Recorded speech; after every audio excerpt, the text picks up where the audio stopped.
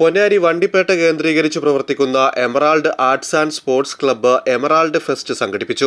വഹീദ ഓഡിറ്റോറിയത്തിൽ നടന്ന പരിപാടി MLA KP നൌഷാദ് അലി ഉദ്ഘാടനം ചെയ്തു. ചടങ്ങിൽ സാമൂഹിക രംഗത്ത് മികച്ച പ്രവർത്തനത്തിന് ദേശീയ പുരസ്കാരം നേടിയ തഫ്സീനയെയും സിവിൽ സർവീസ് കോച്ചിംഗ് നേടിയ സാദിഖിനെയും SSLC വിജയികളെയും ആദരിച്ചു. എമറാൾഡ് എന്ന പദത്തിന്റെ അർത്ഥം മരതകം എന്നാണ്.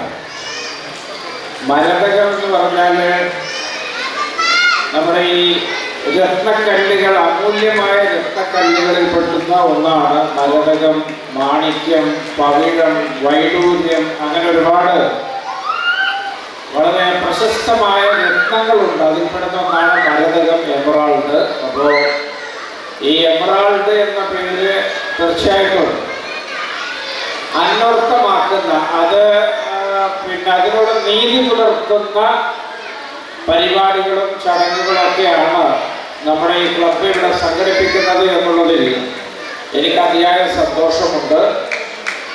SSLCക്കൊക്കെ പഴയ കാലത്ത് ആളുകൾ പാസ്സാകുന്നതൊക്കെ വളരെ കുറവായിരുന്നു. ഒരു 90കളിൽ 80കളിലൊക്കെ 25-30% പേര് മാത്രമേ SSLC ഒക്കെ പാസ്സാകാറുണ്ടായിരുന്നുള്ളൂ. ഇന്ന് ഒരു 99% പേരും SSLC പാസ്സാവുന്നുണ്ട്. അതിൽ തന്നെ മികച്ച വിജയം നേടുന്നവര് ഒരുപാടുണ്ട്.